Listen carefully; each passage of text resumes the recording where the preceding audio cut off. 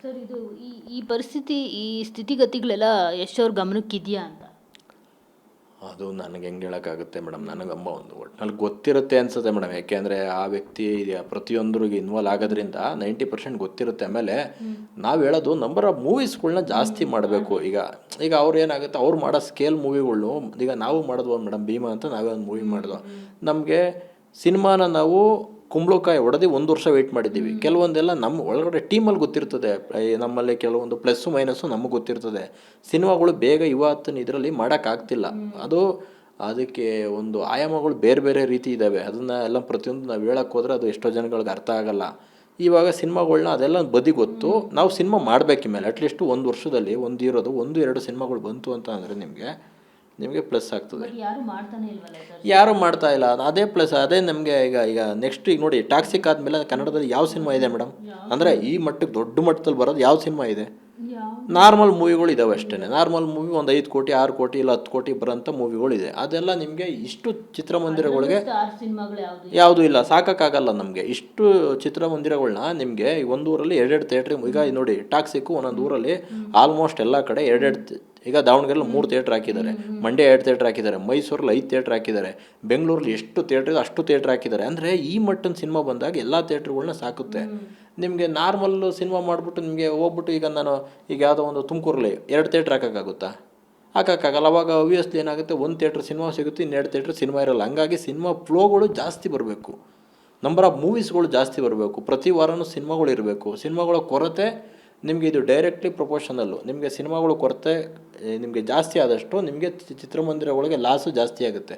Directly proportional ಇದು. Sir ಹೀಗಾದರೆ ಕನ್ನಡ ಚಿತ್ರರಂಗ ಇನ್ನೊಂದು ವರ್ಷದಷ್ಟರಲ್ಲಿ ಇರೋದೇ ಇಲ್ಲ ಅನ್ನೋ ಒಂದು ಮಾತುಗಳು ಕೇಳಿ ಬರ್ತಾ ಇದೆ. ಸೊ ಗಾಂಧಿನಗರದಲ್ಲಿ ಈ ಥರದ್ದೊಂದು ಚರ್ಚೆಗಳು ಆಗ್ತಿದೆಯಾ ಅಂತ? ಮೇಡಮ್ ಇಲ್ಲ, ಅದೇನಾಗುತ್ತೆ, ಈಗ ಒಂದೊಂದ್ಸಲಿ ನಾವು ಬೈಕೊಂಡಿದ್ದೀವಿ ಮೇಡಮ್. ಸುಮ್ಮನೆ ನಿಮ್ಮ ಮುಂದೆ ಏನೇನೋ ಮಾತಾಡೋದಲ್ಲ, ನಾವು ಬೈಕೊಂಡಿದ್ದೀವಿ. ಯಾಕೆಂದರೆ ಕಲೆಕ್ಷನ್ಗಳು ಬರೋದಿಲ್ಲ, ಎಲ್ಲ ನೋಡಿದ್ರೆ ನೀನು ಇರೋದೇ ಇಲ್ಲ ಹಂಗಿಂಗೆ ಅಂತ ಅನಿಸುತ್ತೆ. ಬಟ್ ಓವರಾಲ್ ಈಗ ನೆಟ್ಟಾಕ್ಸಿಕ್ ನೋಡಿದಾಗ ಏನಾಗುತ್ತೆ, ಪುನಃ ಚಿಗುರುತ್ತೆ ಆಸೆ. ಬಟ್ ಅವಾಗೆಲ್ಲ ನನಗೆ ಬೇರೆಯವ್ರು ಹೇಳ್ತಾರಲ್ಲ, ಟಿ ವಿ ಬಂತಂತ ಅವಾಗೆಲ್ಲ 1985 90 ಆ ಟೈಮಲ್ಲೆಲ್ಲ ಟಿ ವಿ ಬಂದಾಗ ಕನ್ನಡ ಚಿತ್ರರಂಗ ಮುಗೀತು ಅಂತ ಅಂದ್ಕೊಂಡಿದ್ದೀನಂತೆ. ಇದು ಚಿತ್ರರಂಗಕ್ಕೆ ನನಗೆ ಗೊತ್ತಿರೋ ಥರ ಸಾವು ಅನ್ನೋದು ಇಲ್ಲೇ ಇಲ್ಲ ಮೇಡಮ್, ಎಂಡಿಂಗ್ ಅನ್ನೋದು ಇಲ್ಲವೇ ಇಲ್ಲ. ಇದು ಬರೆದಿಟ್ಕೊಂಬಿಡಿ. ಯಾಕೆಂದರೆ ನೆಕ್ಸ್ಟ್ ಇಯರ್ಗೆ ಈ ವರ್ಷಕ್ಕಿಂತ ನೆಕ್ಸ್ಟ್ ಇಯರ್ ಸಿನಿಮಾ ಫ್ಲೋ ಜಾಸ್ತಿ ಇದೆ. ನೆಕ್ಸ್ಟ್ ಇಯರಲ್ಲಿ ಸ್ಟಾರ್ಟಿಂಗಿಂದನೇ ಸಿನಿಮಾ ಫ್ಲೋಗಳಿದೆ. ಆವಾಗ ನಿಮಗೆ ಎಲ್ಲಿ ನಿಮಗೆ ಮುಗಿಯುತ್ತೆ? ಕನ್ನಡ ಚಿತ್ರರಂಗದೊಳಗೆ ಕನ್ನಡದಲ್ಲಿ ಸಿನಿಮಾ ಬರಬೇಕು. ಕನ್ನಡದಲ್ಲಿ ಏನು ಗೊತ್ತಾ ಮೇಡಮ್, ಮಾರ್ಕೆಟ್ ಕನ್ನಡದಕ್ಕೆ ಏನಾಯಿತು ಅಂದರೆ, ಅಪ್ಪು ಸರ್ದೊಂದು ಇನ್ಸಿಡೆಂಟ್ ಆಯ್ತಲ್ಲ ಮೇಡಮ್, ಆವಾಗಲೇ ನಿಮಗೆ ಒಂದಷ್ಟು ಹೊಡ್ತಾ, ಅದು ಹೆವಿ ಹೊಡ್ತಾ. ಯಾಕೆಂದರೆ ಅವರು 2 ವರ್ಷಕ್ಕೆ 3 ಸಿನಿಮಾ ಮಾಡ್ತಿದ್ರು, ಇಲ್ಲ ವರ್ಷಕ್ಕೆ ಒಂದಾದರೂ ಮಾಡ್ತಿದ್ರು. ಅವರೇಜಾಗಿ 2 ವರ್ಷಕ್ಕೆ 3 ತಿಟ್ಕೊಳ್ಳಿ. ಈಗ 4 ವರ್ಷ ಆಯಿತು, 4-5 ವರ್ಷ ಆಯಿತು. ನಿಮ್ಗೆ ಹೆಚ್ಚು ಕಡಿಮೆ ಅವ್ರ ಕಡೆಯಿಂದನೇ ನನಗೆ 6-7 ಸಿನಿಮಾ ಹೋಯ್ತಾ. ಪ್ಲಸ್ ಅಲ್ಲಿಂದ ದರ್ಶನ್ ಸರ್ದು ಇನ್ಸಿಡೆಂಟ್ ಆಯಿತು. ಈಗ ಅವ್ರದ್ದು ಇನ್ಸಿಡೆಂಟ್ ಆದಮೇಲೆ ಅವ್ರದ್ದು ಜೂನ್ 10ನೇ ತಾರೀಕಲ್ಲ ಏನೋ ಇನ್ಸಿಡೆಂಟ್ ಆಗಿದ್ದು, ನನಗೆ ನೆನಪಿದೆ ಡೇಟು. 2 ವರ್ಷದ ಮೇಲೆ ಆಗೋಯ್ತು. ಈಗ 2 ವರ್ಷಕ್ಕೆ ಅವ್ರದ್ದೊಂದು 3 ಸಿನಿಮಾ ಬರ್ತಿತ್ತಾ.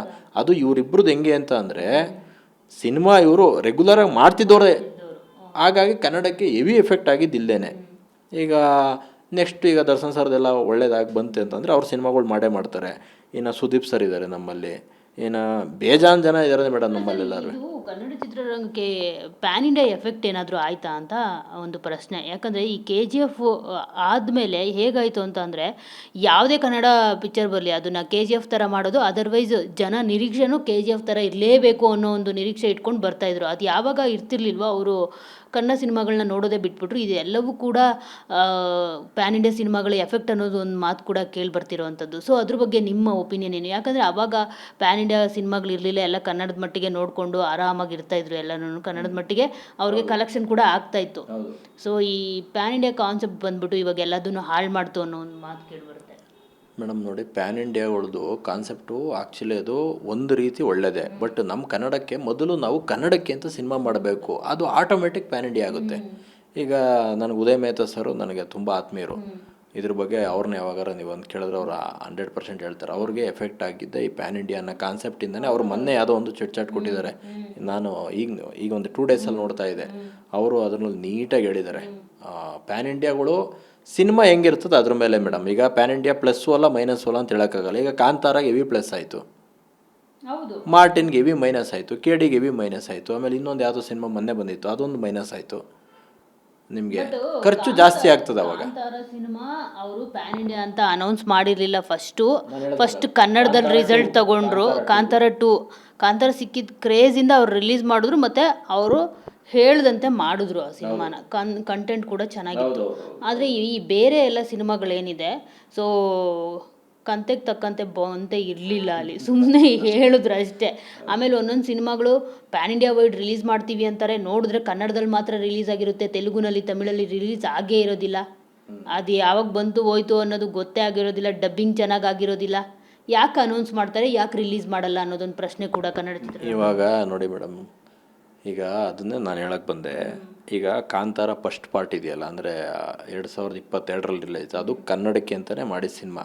ನೀವು ಅದೇ ಕಾಂತಾರ 2 ಬನ್ನಿ, ಒಂಬಾಳಲ್ಲೂ ನೀವು ಕೇಳಿ, ಅವರು ಪ್ಯಾನ್ ಇಂಡಿಯಾಗೆ ಅಂತಲೇ ಮಾಡಿದ ಸಿನಿಮಾ. ನಾನು ಹೇಳಿದ್ದು ಅದು ನಿಮಗೆ. ನೀವು ಮಾತಾಡಿದ್ದು ಕಾಂತಾರ ಫಸ್ಟ್ ಪಾರ್ಟ್ದು, ನಾನು ಹೇಳಿದ್ದು ಕಾಂತಾರ ಈಗ ರೀಸೆಂಟಾಗಿ ಬಂತಲ್ಲ ಅದು. ನಿಮ್ಗೆ ಯಾಕೆ ಅಂದರೆ ಬರೀ ಕನ್ನಡಕ್ಕೆ ಅಂತ ಮಾಡ್ಕೊಂಡು ಅವರು 150-200 ಕೋಟಿ ಬಜೆಟ್ ಹಾಕೋಕ್ಕಾಗಲ್ಲ ನಿಮಗೆ. ಅಂದರೆ ಅವರು ಪ್ಯಾನ್ ಇಂಡಿಯಾಗೆ ಅಂತ ಕಾನ್ಸೆಪ್ಟ್ ಮಾಡಿ ಆ ಬಜೆಟ್ ಹಾಕಬೇಕಾಗ್ತದೆ ನಿಮಗೆ. ಏನು ಅಂತ ಅಂದರೆ ನೀವು ಅದು ಹೌದು, ಅದನ್ನೇ ನಾನು ಹೇಳೋದು. ನಿಮ್ಗೆ ಏನಾಗುತ್ತೆ, ನಿಮಗೆ ಔಟ್ಸೈಡ್ ರಿಲೀಸೇ ಆಗಲ್ಲ ಮೇಡಮ್. ನೀವು ನಾನು ನೋಡಿದ್ದೀನಿ. ಆಮೇಲೆ ಇವತ್ತು ಹೆಂಗಿದೆ ಅಂತಂದರೆ ಜಸ್ಟ್ ರೀಸನ್ ಚೇಂಜ್ ಮಾಡೋದು. ಚೆನ್ನೈ ರೀಸನ್ ಚೇಂಜ್ ಮಾಡಿ, ಅದು ಕೇರಳ ರೀಸನ್ ಚೇಂಜ್ ಮಾಡಿ, ಆಂಧ್ರ ರೀಸನ್ ಚೇಂಜ್ ಮಾಡಿ, ನಿಮಗೆ ಬಾಂಬೆ ರೀಸನ್ ಚೇಂಜ್ ಮಾಡಿ, ನಿಮಗೆ ಬುಕ್ ಮೈ ಶೋದಲ್ಲೋ ಅಥವಾ ಯಾವುದೋ ಒಂದು ಆ್ಯಪಲ್ಲಿ ನಿಮಗೆ ನಮ್ಮ ಸಿನಿಮಾ ಹಾಕಿ ನೋಡಿದ್ರೆ 2 ಶೋ ಇರೋಲ್ಲ, ಗೊತ್ತಾ? ಇದನ್ನು ಪ್ಯಾನ್ ಇಂಡಿಯಾ ಅಂತ ಹೆಂಗೆ ಹೇಳೋದು? ಅದಕ್ಕೆ ಹೇಳೋದು ಪ್ಯಾನ್ ಇಂಡಿಯಾ ಇಂಡೈರೆಕ್ಟ್ಲಿ ಕಂಟೆಂಟ್ ಮೇಲೆ ಡಿಪೆಂಡ್ ಮೇಡಮ್. ಅಂದರೆ ನಿಮಗೆ ಸಕ್ಸಸ್ ಅನ್ನೋದಿದ್ದು ಕಾನ್ಫಿಡೆಂಟ್ ಇದ್ದು ನೀವು ಆ ಕಂಟೆಂಟ್ ಹಿಂಗಿದ್ರೆ ಹೆವಿ ಪ್ಲಸ್ ಆಗುತ್ತೆ. ಇಲ್ಲ ಅಂದರೆ ನಿಮಗೆ ಲಾಸ್ ಹೆವಿ ಆಗ್ತದೆ. ಒಂದು ಸಿನಿಮಾ ಮೇಡಮ್, ಹೆಸರು ಬೇಡ, ಆಂಧ್ರದಲ್ಲಿ ಒಂದು ಸಿನಿಮಾನ ರಿಲೀಸ್ ಮಾಡಲೇಬೇಕು ಅಂತ ಅಂದ್ಬಿಟ್ಟು ನನಗೆ ಗೊತ್ತಿರೋ ಟೀಮಲ್ಲೇ ಮಾಡಿದ್ರು ಮೇಡಮ್. ರಿಲೀಸ್ ಖರ್ಚು 23.5 ಲಕ್ಷ ಬಂತು, ಬರೀ ರಿಲೀಸ್ ಖರ್ಚು ಅಲ್ಲಿದ್ದು. ಒಂದು ಸಾಧಾರಣವಾಗಿ ಮಾಡಿದ್ರು. ಅಲ್ಲಿಂದ ಶೇರ್ ಎಷ್ಟು ಬಂದಿರ್ಬೋದು ಮೇಡಮ್ ನಿಮ್ಮ ಪ್ರಕಾರ? ಇಲ್ಲಿ ಒಂದು ದೊಡ್ಡಿರೋ ಮೇಡಮ್ ರಿಲೀಸ್ ಮಾಡಿದ್ದಕ್ಕೆ ಪ್ಲಸ್ ಇವರು ಖರ್ಚು ಕೊಟ್ರಲ್ಲ 23.5 ಲಕ್ಷ. ಆ 23.5 ಲಕ್ಷ ಜೊತೆಲಿ UFO ಕ್ಯೂಬ್ ಚಾರ್ಜಸ್ ಅಂತ ಎಕ್ಸ್ಟ್ರಾ ಬಂತಲ್ಲ, ಇವರೇ ಕೈಯಿಂದ ಇನ್ನೂ 5 ಲಕ್ಷ ಕೊಡಬೇಕು ಅಂತ ಬಂತು ರಿಪೋರ್ಟು. ಮೇಡಮ್, ಒಂದು ಥಿಯೇಟ್ರಿಗೆ UFO cube, print, publicity, banner, ಒಂದು RP ಎಲ್ಲ ಹೋದರೆ ನಿಮಗೆ 15,000 ಖರ್ಚು ಬರುತ್ತೆ. ನಿಮಗೆ ಕಲೆಕ್ಷನು ನಿಮಗೆ ಬರೀ ಒಂದು 2,500-3,000 ಆದರೆ ಚೇಂಜ್ ಮಾಡಿರ್ತಾರಲ್ಲ, ನಿಮ್ಮ ಖರ್ಚು ಬಂದು 10,000-12,000 ಇರ್ತದೆ. ನಿಮಗೆ ರಿಲೀಸ್ ಮಾಡಿರೋದಕ್ಕೆ ನಿಮಗೆ ಮೈನಸ್ ಆಗಿರುತ್ತೆ. ನಿಮಗೆ ಏನಂತಾರೆ, ನಾನು ರಿಲೀಸ್ ಮಾಡಿದೆ ಏನೂ ಬರಲಿಲ್ಲ ಅಲ್ಲ, ನೀವು ರಿಲೀಸ್ ಮಾಡಿದಾಗ ಕೈಯಿಂದನೂ ಹೋಗಿರ್ತದೆ ನಿಮಗೆ. ಇದನ್ನು ಯಾರಿಗೂ ಗೊತ್ತಿರಲ್ಲ. ಇದು ರಿಲೀಸ್ ಮಾಡಿದ್ರೆ ಕೈಯಿಂದನೂ ಹೋಗಿರ್ತದೆ. ಎಷ್ಟೋ ಜನ ಹೇಳ್ತಾರೆ, ನಾವು ದುಡ್ಡೇ ಕೊಟ್ಟಿಲ್ಲ, ಬಾಡಿಗೆ ಕೊಟ್ಟಿಲ್ಲ, ಏನಿಲ್ಲ, ಎಲ್ಲೋಯ್ತು ಅಂದರೆ ಇಲ್ಲಿ ಹೋಗಿರ್ತದೆ. ನಿಮಗೆ ಪೋಸ್ಟ್ರುಗಳು ಕೊಡಬೇಕು, ಅಲ್ಲಿಂದ ಒಂದು ಪೇಪರ್ ಆ್ಯಡ್ ಕೊಡಬೇಕು, ಮಿನಿಮಮ್ ಪಬ್ಲಿಸಿಟಿ ಮಾಡಬೇಕು, ಅಲ್ಲಿಂದ ಬಂದು ಈಗ ಯೂಟ್ಯೂಬ್ಗಳು ಕೊಡಬೇಕು, ಪಾಪರಾಜಿ ಪೇಜಸ್ಗಳು ಕೊಡಬೇಕು, ಅಲ್ಲಿಂದ ಬಂದು TV ಕಮರ್ಷಿಯಲ್ ಕೊಡಬೇಕು. ಎಲ್ಲಿ ಬರ್ತದೆ ರೆವಿನ್ಯೂ? ಇದು ನಿಮಗೆ. ಓಕೆ ಸರ್, ನೆಕ್ಸ್ಟು ಏನಂತ ಈಗ ಟಾಕ್ಸಿಕ್ದು ಏನಾಗ್ಬೋದು?